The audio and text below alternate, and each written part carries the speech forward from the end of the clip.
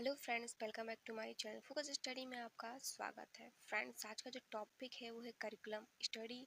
इसमें हम यूनिट 4 देखेंगे, पाठ्यक्रम संगठन।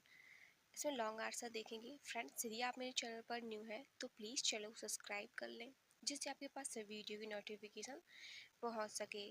तो इसमें फर्स्ट क्वेश्चन स्क्रीन पे है, जैसे कि देखेंगे आप कि पाठचर्या के प्रमुख प्रकारों को लिखिए और पाठचर्या के प्रकारों को लिखिए। आगे देखेंगे इसमें पाठचर्या का निर्माण विभिन्न दृष्टियों को यहाँ पे है को ध्यान में रखकर किया जाता है।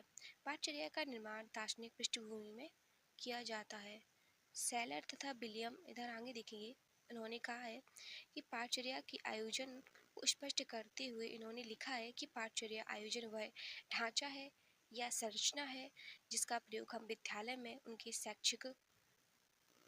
शैक्षिक अनुभव में उनको चुनने या नियोजित करने तथा क्रियान्वित करने में प्रयोग किया जाता है। अतः वह योजना है कि जिसका सीखने की प्रक्रिया में शिक्षक द्वारा अनुसरण किया जाता है, और यह उपयुक्त परिभाषाओं से यह स्पष्ट होता है कि पाठचर्या परिवर्तित होती रहती है। जिस तरह शिक्षा दर्शन में परिवर्तन आता रहता है, उसी तरह शिक्षा के रूप में परिवर्तन आता आता जाए। यहाँ पे लिखा है कि आता जाता है। शिक्षाशास्त्रियों के विचारों के अनुसार पाठचर्या निर्मित होते और विचारों में परिवर्तन न आ जाने के कारण पाठचर्या बदलती रहती है। आगे देखेंगे सार रूप में पाठचर्या निम्नलिखित होती है। आगे देखेंगे इसमें आगे है विषय केंद्रित पाठचर्या, क्रिया व अनुभव केंद्रित पाठचर्या, विषय केंद्रित पाठचर्या। इसमें आगे देखेंगे कि प्राचीन समय से ही शिक्षा में ज्ञान को बहुत महत्वपूर्ण किया जाता रहा है। विषय केंद्रित पाठचर्या का उद्देश्य विशेष शिक्षकों की अधिक से अधिक जानकारी देना है। जो विषय केंद्रित जो पाठचर्या है उसका जो उद्देश्य है वो अधिक से अधिक जानकारी देना है। ऐसी पाठचर्या में जीवन की आवश्यकताओं को ध्यान में नहीं जाता है, वरन छात्रों को विषय में अधिक से अधिक जानकारी पर बल दिया जाता है, भले ही छात्र उस ज्ञान को आत्मसात करने में असमर्थ हो। अपितु जबरदस्ती ज्ञान यहाँ पे ढूंढने का प्रयत्न किया जाता है। अतः यह पाठचर्या पूर्ण रूपेण पुस्तकीय है। जो विषय केंद्रित पाठचर्या है पूर्ण रूप से पुस्तक किरणीय है तथा जिसका जीवन व्यवहार और विभिन्न अनुभवों में कोई सरोकार नहीं है।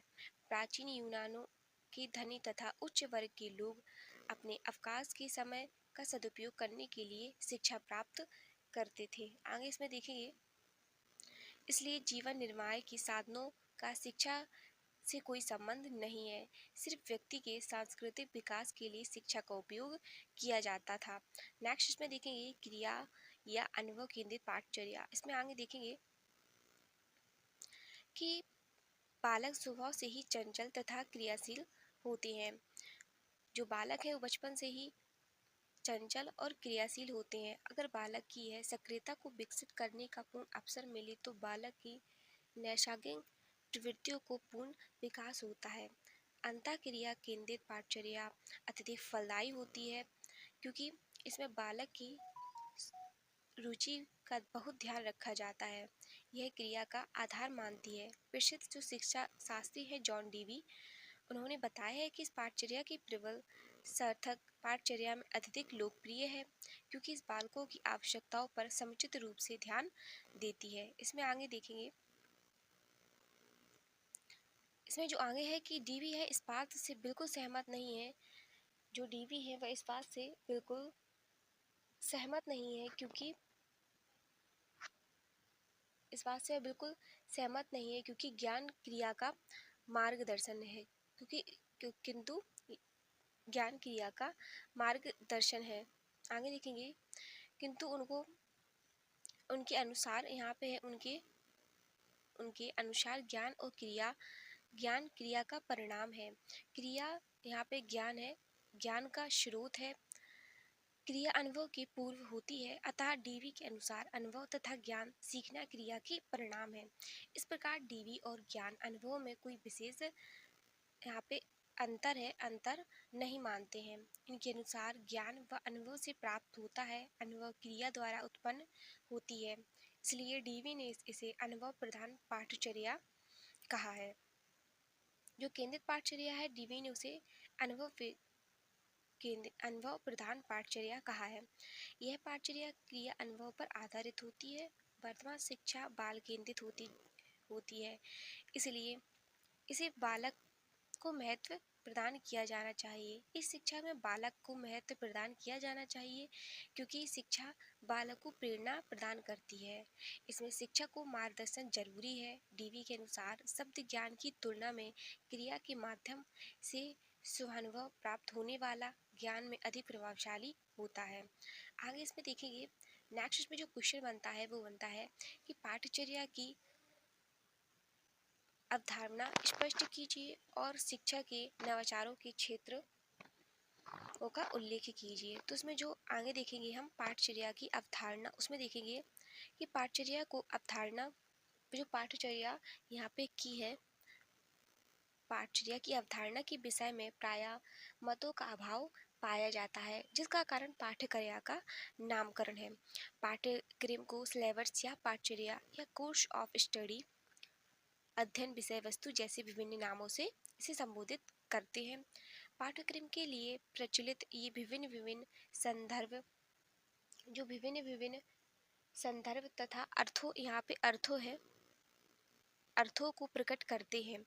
अतः पाठ्यक्रम की अवधारणा को शाब्दिक, संक्षिप्त, व्यापक 3 रूपों में समझा जा सकता है। इसके पाठ्यक्रम के लिए उपयुक्त होने वाले विभिन्न नामों का ज्ञान प्राप्त हो सकेगा और प्रयुक्त किए जाने वाले विभिन्न नामों का अर्थ अंतर स्पष्ट हो सकेगा। इसमें आगे देखेंगे पाठ्यक्रम का शाब्दिक अर्थ में देखेंगे कि पाठ्यक्रम के लिए अंग्रेजी में करिकुलम शब्द का प्रयोग किया जाता है। यह शब्द लैटिन भाषा से बना है जिसका अर्थ रनवे या रेस कोर्स अर्थात दौड़ का रास्ता या दौड़ का क्षेत्र। शाब्दिक अर्थ में पाठ्यक्रम विद्यार्थियों के लिए दौड़ का रास्ता या दौड़ के मैदान आदि नामों से इसे जाना गया है, जिस पर चलते हुए अपने वांछित शैक्षिक उद्देश्यों को पूर्ण करता है बालक। आगे देखेंगे शिक्षा का नवाचार का अर्थ, इसमें आगे देखेंगे कि नवाचार के शाब्दिक अर्थ का विचार किया जाए तो यह स्पष्ट होता है कि नवाचार अर्थात आचरण में नवीनता तथा नवीन आचरण व्यवहार से होता है। जब वह प्रक्रिया शिक्षा क्षेत्र में लागू होती है तब वह शिक्षा में नवाचार का प्रयोग माना जाता है। आगे देखेंगे आधुनिक समय में शिक्षा के क्षेत्र में जो क्रांति आई है वह नवाचार शब्द की ही देन है। आज शिक्षण विधियों और शिक्षा प्रविधियों में विभिन्न प्रकार की नवीनता का समावेश हुआ है। यह शैक्षिक नवाचार को ही व्यक्त करता है। शिक्षा जगत में नवाचार को विद्वानों द्वारा निम्न प्रकार से परिभाषित किया गया है। आगे देखेंगे शैक्षिक नवाचार की विशेषताएं, जिसमें हम आगे देखेंगे कि नवाचार की अवधारणा या परिभाषाओं का विश्लेषण करने में मुख्य विशेषताएं हैं जो इस प्रकार है। देखेंगे नवाचार का संबंध नवीन तकनीकियों एवं नए ज्ञान से होता है जिसका प्रयोग अध्यापक द्वारा शिक्षण प्रक्रिया में किया जाता है। आगे देखेंगे कि शैक्षिक नवाचार का संबंध मुख्य रूप से शिक्षण अधिगम प्रक्रिया को प्रभावी रुचिपूर्ण बनाने से होता है। आगे देखेंगे शैक्षिक नवाचारों में क्रियाशीलता व प्रयोगिकता की प्रवृत्ति यहाँ पे की प्रवृत्ति विद्यमान रहती है। आगे देखेंगे शैक्षिक नवाचारों द्वारा नई शैक्षिक तकनीकों को विद्यालयों तक पहुंचाया जाता है। आगे देखेंगे शैक्षिक नवाचारों में उस नवीन तकनीकों का प्रयोग किया जाता है जो विद्यार्थियों के संगीन विकास का मार्ग प्रशस्त कर देती है। आगे देखेंगे नवाचारों की आवश्यकता एवं महत्व, इसमें देखेंगे कि नवाचार की आवश्यकता ही आविष्कार की जननी है। शिक्षा व्यवस्था में विकास तथा सुधारों की आवश्यकता अनुभव की गई है, यहाँ पे है, जिसके फलस्वरूप नवाचारों का जन्म हुआ है। नवाचारों के प्रयोग से जो सफलता तथा धनात्मक परिवर्तन हुए हैं वह इस वजह से हुए हैं क्योंकि अत्युत्तर वृद्धि होती गई है। आधुनिक समय में नवाचार का प्रयोग हर शिक्षण विषय में व्यापकता के साथ किया जा रहा है। जो नवाचार की आवश्यकता है उसका प्रयोग अधिक व्यापकता में किया जा रहा है क्योंकि इसके द्वारा शिक्षक और शिक्षार्थी दोनों ही लाभान्वित होते हैं। आगे इसमें देखेंगे शिक्षण अधिगम प्रक्रिया की प्रभावशीलता के लिए, इसमें देखेंगे कि शिक्षण अधिगम की प्रभावशीलता के लिए नवाचारों का प्रयोग आवश्यक होता है।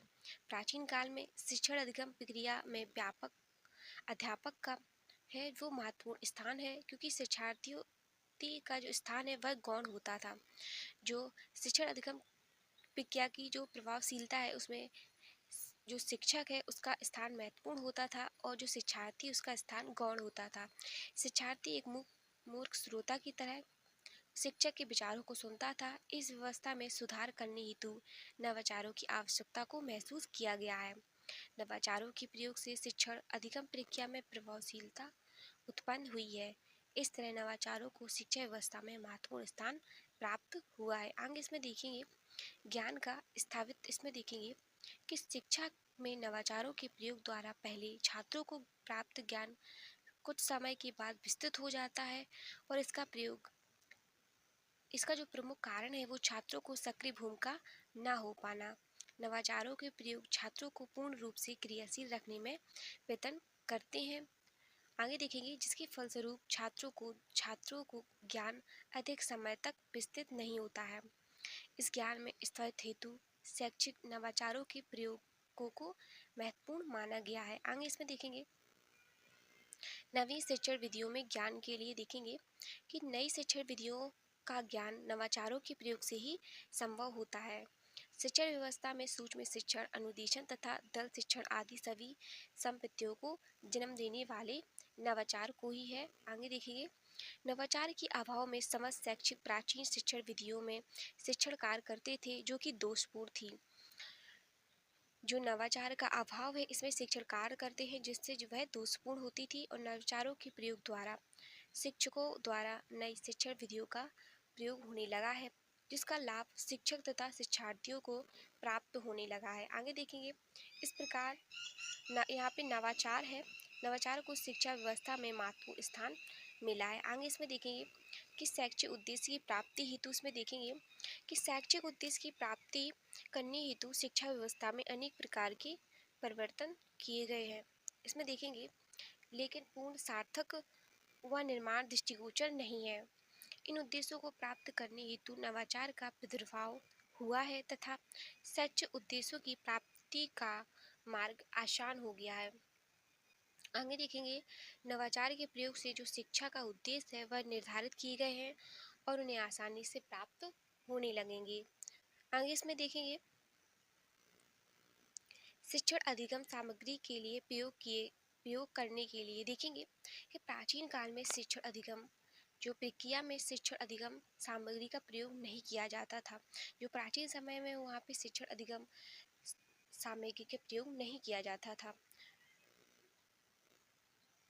आगे देखेंगे जिससे छात्रों को ज्ञान में के प्रति नीरसता पैदा हो जाती थी। इसके फलस्वरूप यह आवश्यकता अनुभव होने लगी कि नवाचार का प्रादुर्भाव हो जाए। आगे इसमें देखेंगे नेक्स्ट क्वेश्चन है बुनियादी शिक्षा का अर्थ स्पष्ट कीजिए और इसके प्रमुख प्रकार बताइए।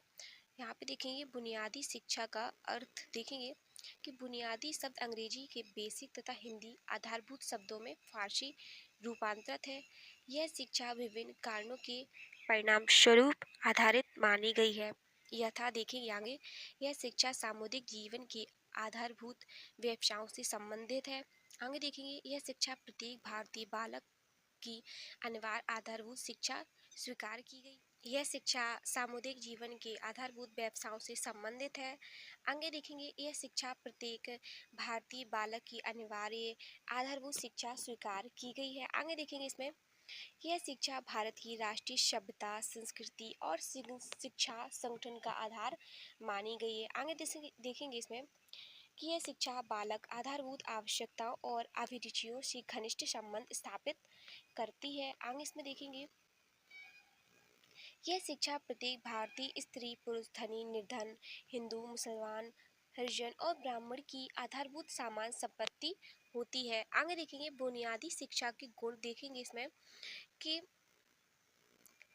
यह शिक्षा क्रिया प्रधान है। जो बुनियादी शिक्षा का गुण है उसमें बताया गया है कि शिक्षा है वो क्रिया प्रधान है, क्योंकि इसमें संपूर्ण ज्ञान का आधार अनुभव माना जाता है। बालक हस्तशिल्प के क्षेत्र सक्रिय रहते हैं और मानसिक अनुभवों के साथ साथ अन्य प्रकार के अनुभव भी प्राप्त करता है। आगे इसमें देखेंगे कि शिक्षा बालक प्रधान है। जो शिक्षा है वह बालक प्रधान है। बेसिक शिक्षा प्रणाली में बालक को शिक्षा ग्रहण समझा जाता है।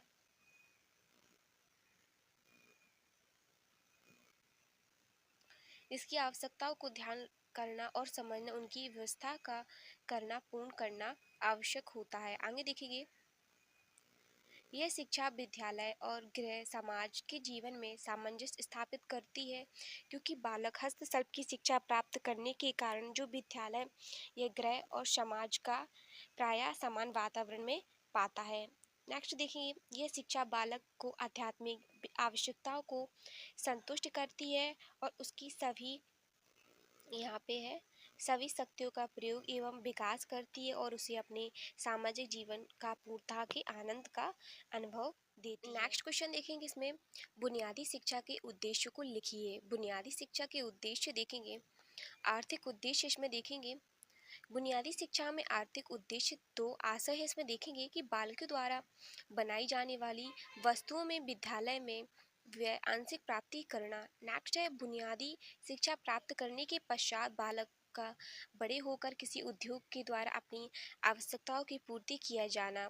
इस विषय में स्वयं गांधी जी का कथन है कि प्रत्येक बालक और बालिका को विद्यालय में छोड़ने के बाद किसी व्यवसाय में लगा देना स्वावलंबी होना चाहिए। आगे देखेंगे, नैतिक उद्देश्य इसमें बताया गया है कि आधुनिक भारतीय समाज का उत्तरोत्तर नैतिक पतन होता चला जा रहा है, अतः बेसिक शिक्षा का मुख्य उद्देश्य है कि बालक की नैतिक विकास। नैतिक शिक्षा में अपनाना विश्वास प्रकट करते हुए गांधी जी ने लिखा है कि मुझे विश्वास है कि नैतिक शिक्षा सबको समान रूप से दी जा सकती है, उन्हें चाहे उनकी उम्र या पालन पोषण में कितना भी अंतर क्यों ना हो। यह नैतिक उद्देश्य है जो गांधी जी ने दिया है। आगे देखेंगे, सांस्कृतिक उद्देश्य इसमें देखेंगे कि प्रचलित शिक्षा प्रणाली का मुख्य दोष यह है कि उसमें भारतीय संस्कृति का पाठ न पढ़कर बालकों को पाश्चात्य रंग में रंगा जाता है।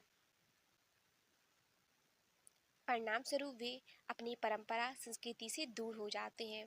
इन्होंने यह बताया है कि जो भारतीय संस्कृति को वह न पढ़कर पाश्चात्य रंग में उन्हें रंगा जाता है, जिसमें जिसमें अपनी परंपरा और संस्कृति से वह दूर हो जाते हैं।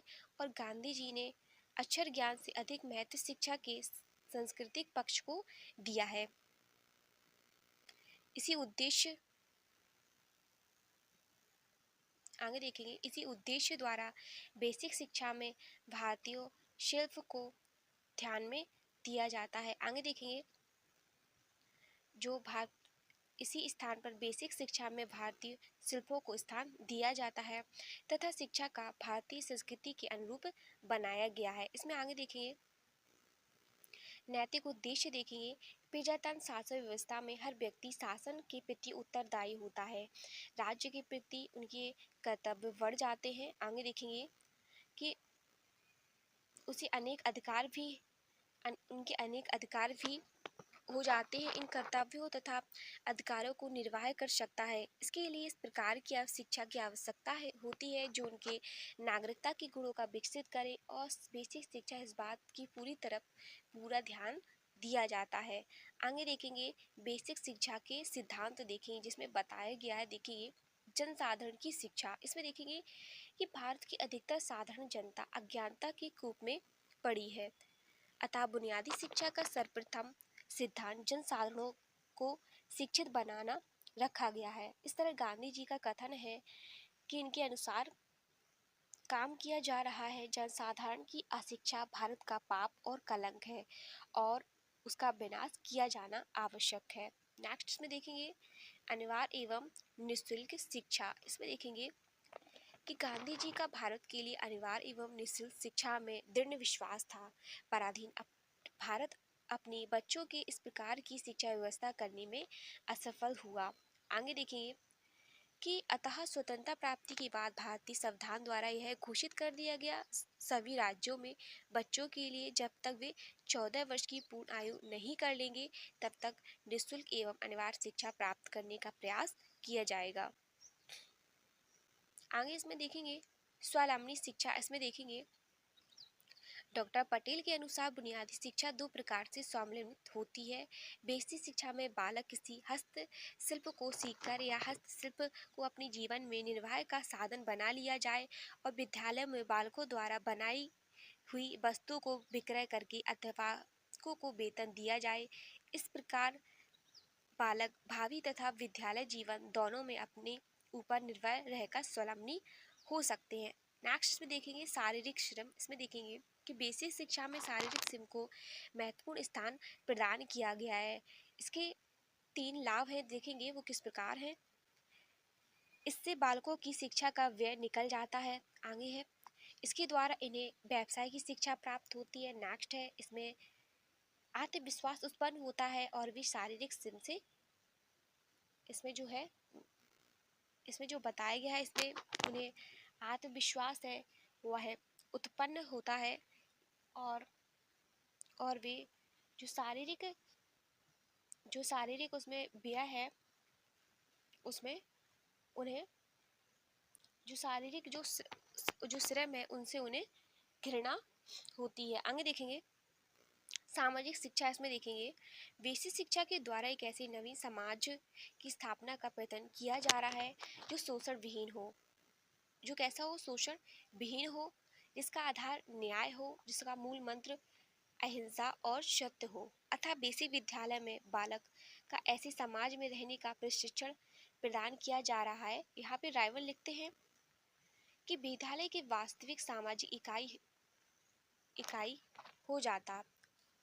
जो रायमन है वो लिखते हैं कि विद्यालय एक वास्तविक सामाजिक इकाई हो जाता है और बालकों को साथ साथ रहने की कला में वास्तविक प्रशिक्षण मिलता है। यह रायवन का कथन है।